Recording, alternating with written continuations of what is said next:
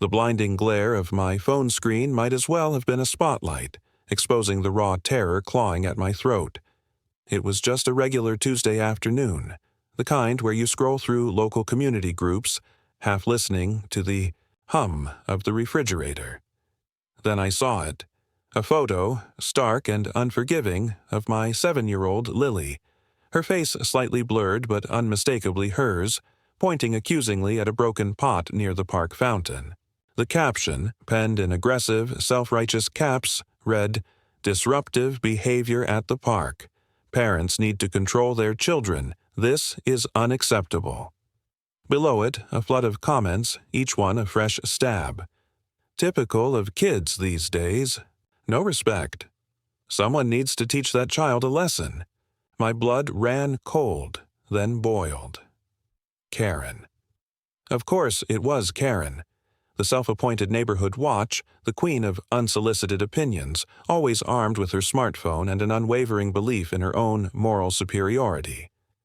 Lily, my sweet, quiet Lily, who wouldn't hurt a fly, branded a public menace by a woman who clearly had no idea what she was talking about. My fingers trembled as I typed out a furious reply, ready to defend my daughter, to tear down Karen's petty kingdom of online judgment. But before I could hit send, my phone buzzed with an incoming call. The number was blocked, an anonymous string of digits I'd only ever seen twice before in my life. A cold dread seeped into my bones, instantly overshadowing my anger. This wasn't about a broken pot or a neighborhood busybody anymore. I swallowed hard, my hand shaking as I answered. The voice on the other end was calm, clinical, devoid of emotion. "Ms. Davis, we have a serious problem." My stomach lurched.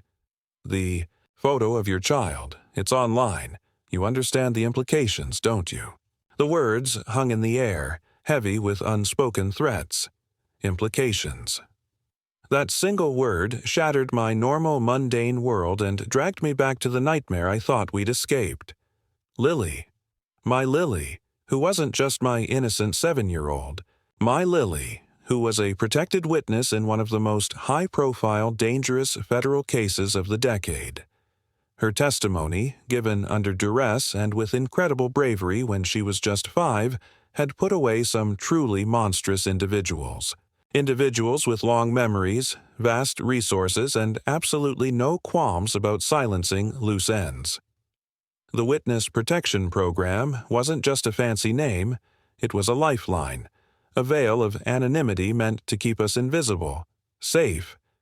And now, thanks to one woman's misplaced sense of justice and a single ill-advised photo, that veil was ripped open. My mind raced, images flashing.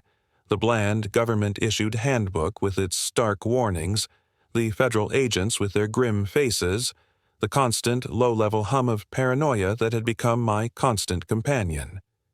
Every new town, every new school, every new friend was a calculated risk. And now, this. A public online photo, tagged with a location, inviting scrutiny. It wasn't just Karen's followers who would see it. It was them. They had been hunting for us, patiently, relentlessly, ever since Lily's testimony. We'd been told they'd never stop looking, that any slip-up could be fatal. And here it was, a monumental, terrifying slip-up, plastered across the internet for anyone, everyone, to see. I rushed to Lily's room, finding her sitting on her bed, quietly drawing. She looked up, her big, trusting eyes innocent of the storm brewing around her. How could I explain this to her? How could I tell her that a simple picture had potentially shattered the fragile peace we'd built? The voice on the phone continued, now issuing urgent, clipped instructions. "We need to act fast, Ms. Davis. Every second that photo is online is a risk. We're initiating protocol. Do not engage. Do not respond to any comments. Your priority is to get that image removed immediately." The words were an order, but they felt like a desperate plea. I felt a cold knot of terror tighten in my stomach. Karen's petty drama had just unveiled a far more sinister game. My child's life, our safety, was now hanging by a thread, exposed to the very monsters we had fled. The clock was ticking, and I knew, with chilling certainty, that the fight to protect Lily had just begun. The overwhelming urge to snatch my phone and delete the picture, to make it disappear from existence, was all-consuming. But I knew, even then, deep down, that the damage might already be done. This wasn't just about a picture. It was about survival. The next morning dawned not with the usual gentle hum of a suburban street, but with the cacophony of a digital war zone. Karen's post, far from being dismissed, had exploded. Screenshots of Lily's photo, accompanied by venomous comments, and unfounded accusations, were being shared across Facebook, Twitter, and even local news forums. My phone, once a portal to casual updates, now vibrated incessantly with notifications of hate. Bad parenting. Spoiled brats. This is why our society is failing. The vitriol was relentless, a toxic tide that threatened to drown us. Lily, usually so cheerful on her way to school, seemed to shrink into herself. At breakfast, she picked at her cereal, her eyes puffy. "Mommy, is that lady mad at me?" she whispered, her voice barely audible. My heart shattered. "No, sweetie, of course not. She made a mistake. It's okay." But it wasn't. The whispers had started at school. Other parents gave me cold, knowing glances. A group of kids pointed and giggled as Lily walked by. The sanctuary we had so carefully constructed was crumbling brick by painstaking brick. This online shaming, while agonizing, was merely the tip of the iceberg, a dangerously visible beacon for the true threat lurking beneath the surface. Just as I was about to spiral into despair, a sleek, black SUV pulled up to our curb. Two figures emerged, dressed in crisp, dark suits, their faces grim, unsmiling. I recognized the taller one instantly. Agent Thorne.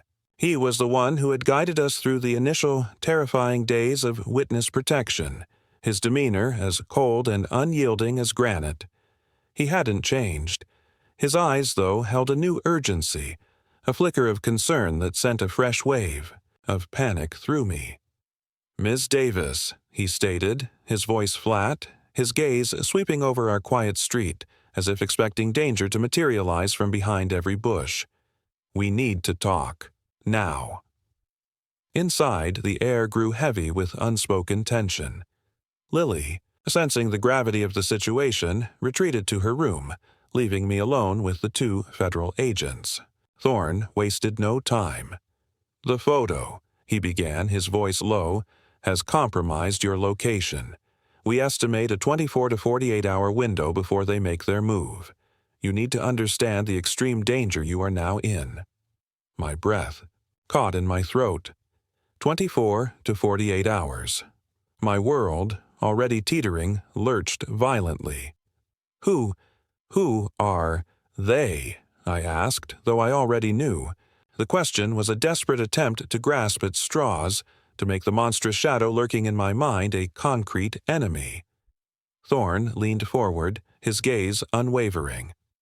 "The Gianelli crime family, specifically Marco the Butcher Gianelli. Your daughter's testimony put him away. Life sentence. He has vast resources, a network of loyalists, and an insatiable desire for revenge." A chilling flashback, swift and brutal, sliced through my mind. It was a sweltering summer evening, 2 years ago, in our old life. Lily and I were walking, home from the park, ice cream melting down her chin. We'd cut through an alley, a shortcut I often took, and there, tucked behind a dumpster, was a man, Marco Gianelli, his face etched with fury, his hands stained. He was finishing something terrible. Lily, small and unseen, had witnessed the unspeakable. Her innocent eyes had seen too much. She'd later described the man with the angry face and the red hands to the police, her small voice unwavering, despite my desperate attempts to shield her from the horror. Her testimony, so precise, so devoid of childlike embellishment, had been damning. It had been the key, and it had made her a target. I remembered the threats, the chilling phone calls, the feeling of being hunted even before the program began. The federal agents had assured me anonymity was paramount, that a new identity, a new life, would keep us safe. Now, Karen's petty act of self-righteousness had blown that anonymity to smithereens. Karen. I spat out her name, the taste of it bitter on my tongue. She just keeps posting, doubling down on her claims. Thorne grimaced. Her actions are irrelevant to the Gianellis. She's merely an unwitting tool. We've initiated the process to have the image forcibly removed, but the damage is done. Their network is already activated. They'll be cross-referencing, verifying. It's only a matter of time. He paused, his eyes narrowing. You need to be ready to move, quickly. We'll be providing a secure location for the immediate future. Pack only essentials. We'll send someone to collect you in a few hours. My heart hammered against my ribs. Move again? Another school. Another set of false memories to instill in Lily. It felt like a cruel, unending cycle. But this time, it was different. This wasn't just about an inconvenience. It was about outright survival. The casual judgment of a Karen had led us to the precipice of a much darker abyss. I looked at the digital storm raging on my phone, then at the closed door of Lily's room. My beautiful, innocent daughter caught in the crosshairs of a ruthless, criminal enterprise, all because of a woman's misguided attempt at online shaming. The desperation clawed at me, a visceral need to protect her from the unseen monsters now alerted to her presence. The walls of our supposed sanctuary felt thin, permeable, and I knew, with a horrifying certainty, that we were once again living on borrowed time. The few hours Thorne had mentioned stretched into an agonizing eternity. Every shadow outside the window seemed to shift. Every creak of the old house was magnified into a potential threat. Lily, sensing my heightened anxiety, clung to me, her small hand a fragile comfort against the rising tide of fear. The online storm still raged, but my focus had narrowed to the chilling silence of the real world, the one that held the true danger. Karen's last post, a smug update about holding disruptive children accountable, was a pathetic flicker against the encroaching darkness. She had no idea the inferno she had unwittingly ignited. Then, just as dusk bled into night, the first sign appeared, a low, unfamiliar hum from down the street, growing steadily louder. It wasn't the usual evening traffic or a delivery truck. This was a deliberate, predatory sound, like a large animal stalking its prey. I peered through the blinds, my heart hammering against my ribs. A dark sedan, sleek and expensive, without any identifying marks, cruised slowly past our house. It wasn't just passing. It slowed, almost imperceptibly, the tinted windows obscuring whoever was inside. Then, as it reached the corner, it stopped. The engine idled, a low, menacing growl. They were here. Or at least they were watching. My breath hitched. This was it. The abstract danger Thorne had spoken of was now a tangible, metallic presence. On my street. I snatched Lily, pulling her tightly against me. "Mommy, what's that car?" she mumbled, half asleep, her innocence a painful contrast to the terror consuming me. "Nothing, sweetie. Just a car." But my voice trembled. I ushered her back into her room, closing the curtains tightly, as if blocking out the sight could erase the threat. The initial crime, the one that had plunged us into this nightmare, replayed in my mind with horrifying clarity. It wasn't just a simple murder Lily had witnessed. It was a carefully orchestrated assassination of a rival gang leader, executed by Marco Gianelli himself. It happened behind a dilapidated warehouse, not an alley. I had been taking a shortcut, home with Lily, just like in the first memory, but the setting was colder, industrial. Lily, then only 5, had wandered a few steps ahead, drawn by a discarded toy. I had been distracted, checking my phone for a second, and when I looked up, she was standing there frozen. Janelli, a hulking man with a cold, dead stare, was wiping blood from his hands, his face a mask of brutal satisfaction, standing over a body slumped against a brick wall. He hadn't seen Lily. He hadn't seen me. But Lily had seen him. And when the police later showed her a lineup, her tiny finger had pointed directly at his picture. "He had red hands, Mommy," she'd said, her voice quiet but firm, and an angry face, just like in my dream. That precise, childlike observation, coupled with other forensic evidence, had sealed his fate. Janelli, the butcher, was a man who ruled with fear and brutality, controlling vast swaths of the city's illicit drug trade, extortion rackets, and illegal gambling. He had a web of influence that extended far beyond prison walls, reaching politicians, corrupt law enforcement, and a legion of loyal enforcers. He was known for his ruthlessness, his elaborate schemes, and his chilling ability to make problems and people disappear without a trace. His revenge would not be quick or clean. The thought made me physically ill. He wouldn't just hurt Lily, he would make us suffer. This wasn't a game to him. It was a matter of honor, of power. My daughter, the small, seemingly insignificant child, had brought down a titan. And now, thanks to a woman obsessed with public virtue, that titan knew where to find her. Minutes stretched into an eternity. The black car remained, a silent sentinel. I pressed my forehead against the cool glass of the window, my eyes straining in the dim light. Was that a flicker of movement within the car? A glint of metal? My breath hitched. I needed to do something. Anything. I dialed Thorne's number again, my fingers clumsy with panic. It rang twice, then went to voicemail. "Agent Thorne, it's me. They're here. A black sedan, just parked outside. I think they found us. We need to go. Now!" My voice was a desperate whisper, laced with barely contained hysteria. As I ended the call, a sharp crack echoed from the side of the house. It wasn't a gunshot, but something heavy striking. Wood. My blood ran cold. They weren't just watching anymore. They were actively testing our defenses.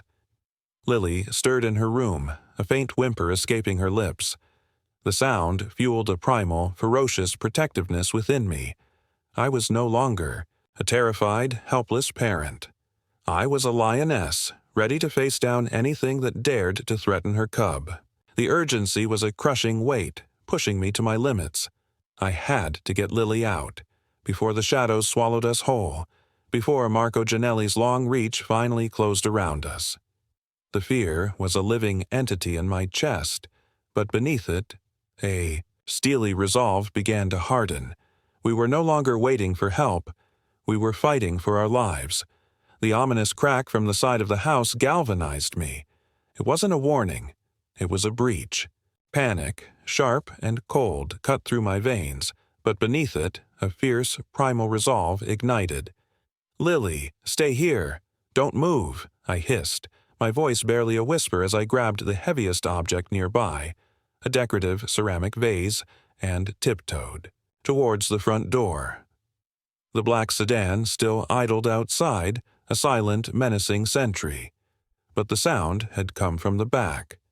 They were entering from both sides. My heart pounded a frantic rhythm against my ribs as I peered through the peephole. Nothing. The street was deceptively calm, but the silence inside the house was louder than any scream. I could hear Lily's shaky breaths from her room. The thought of her terrified face spurred me on. I wouldn't let them touch her. Not now. Not ever. Suddenly, the back door splintered, inward with a resounding crash. Footsteps, heavy and deliberate, thudded on the wooden floor. I ducked behind the entryway wall, clutching the vase like a medieval weapon. Two figures, large and hulking, in dark clothing, moved with practiced efficiency. Their faces were obscured by balaclavas, but their intent was chillingly clear. They weren't here to scare. they were here to seize. One moved towards Lily's room. The other began sweeping the living area. "Don't you dare!" I screamed, lunging from my hiding spot, swinging the vase with all my might. It connected with the first intruder's shoulder with a sickening thud. He grunted, stumbling back, momentarily disoriented. It bought me precious seconds. I didn't wait. My eyes scanned the room, desperate for an escape route. The front door was too risky with the car outside. The windows were too high. Then I remembered. The basement. A small, often overlooked, rickety wooden door hidden behind the kitchen pantry. Our landlord had always grumbled about fixing the lock, but now that oversight was our only hope. "Lily! Basement! Now!" I roared, my voice raw. The other intruder, alerted by the commotion, lunged at me. I dodged, narrowly avoiding his grasp. The ceramic vase now shattered, its sharp edges scraping my arm. I scrambled towards the kitchen, adrenaline pumping like wildfire through my veins. Lily, miraculously, had heard me. Her small figure darted out of her room, her eyes wide with terror but her movements surprisingly swift. She understood. She always understood when the danger was real. As the second intruder closed in, I threw a heavy kitchen chair into his path, sending him sprawling. It wouldn't hold him long, but it created another precious delay. I yanked open the flimsy basement door, revealing the dark, dusty stairs. "Go! Go! Go!" I urged Lily, pushing her down ahead of me. She tumbled down a few steps, but quickly righted herself, fear giving her strength. Just as I was about to follow, a strong hand clamped onto my ankle. I screamed, kicking wildly, my heel connecting with something soft. The grip loosened, and I scrambled down the remaining steps, slamming the basement door shut behind me. I fumbled for the flimsy bolt, my fingers numb with cold and fear. It clicked into place just as heavy thuds began to rattle the door from above. The basement was a labyrinth of forgotten junk and shadows. Dust motes danced in the single sliver of moonlight filtering through a grime-covered window. I pulled Lily close, my breathing ragged. "Are you okay, baby?" I whispered, checking her for injuries. She nodded, tears streaming down her face, her small body trembling against mine. "Mommy, who are those men?" she sobbed. My heart ached, but there was no time for explanations. The thudding upstairs grew more frantic. They wouldn't be fooled by a simple locked door for long. We needed a deeper escape. As I scanned the dark corners, my eyes landed on something unexpected, tucked away beneath a stack of old newspapers. A small, weathered wooden box. It wasn't ours. It looked old, like it belonged to the house's original owner. Curiosity, bizarrely, warred with my terror. As the sounds above intensified, I fumbled with the latch. Inside, amidst yellowed letters and faded photographs, was a small, tarnished lapel pin. It was intricately carved, depicting a stylized eagle clutching a serpent. My blood ran cold. This wasn't just some old trinket. I'd seen this symbol before. Not on the news, not in a book. I'd seen it in the blurred background of an old, grainy photo that Agent Thorne had once shown me. A photo of a high-ranking official, long since deceased, who was rumored to have deep, hidden ties to the Gianelli family. A man who was supposed to be beyond reproach. This house, this old, forgotten house in this quiet, unassuming town. Was it just a random assignment from the Witness Protection Program, or had we been placed here for a reason? A chill that had nothing to do with the cool basement air snaked down my spine. The discovery shifted everything. This wasn't just about Marco Gianelli's revenge. It was about a deeper, more insidious connection. A potential mole within the very system meant to protect us. The man with the pin. His name flashed through my mind, a forgotten detail from a long-ago briefing. He had been untouchable. Yet this pin, here, in our hiding place. A new sound echoed from above, a metallic creak, followed by the distinctive groan of the basement door hinges straining. They were trying to force it open. I had to act. My gaze darted to the small high window. It was old, probably painted shut, but it was our only way out. I grabbed a forgotten rusty wrench from a toolbox, my hand shaking. "We're going out this way, Lily," I whispered, my voice firm despite my fear. "You have to be brave for Mommy." "Okay." With a grunt, I smashed the wrench against the glass. It spiderwebbed, then shattered inward, showering us with tiny shards. I quickly cleared the jagged edges, then helped Lily scramble through the narrow opening, pushing her out into the cold night air. I followed, scraping my skin, but ignoring the pain. We landed on soft, damp earth, hidden by overgrown bushes. The black car was still visible at the end of the street, its engine still idling, but our immediate threat was within the house. We ran, not looking back through the shadows of the neighboring yards, putting as much distance as possible between us and the nightmare we had just escaped. The sounds of breaking glass and frustrated shouts from our now breached house faded behind us. We were out. Temporarily safe. But the discovery of that pin, the revelation of a possible deeper conspiracy, filled me with a terrifying new understanding. Our danger wasn't just from outside, it was potentially from within the very network that was supposed to keep us safe. And that, I knew, was a far more terrifying threat than Marco Ginelli himself. The escape was just the beginning of a much larger, more perilous game. The cold, damp air of the cellar bit at my exposed skin, but the chill of terror was far more profound. We huddled in the shadows, the rhythmic pounding on the basement door above us a terrifying countdown. Just as I braced myself for the door to burst open, a cacophony erupted from upstairs.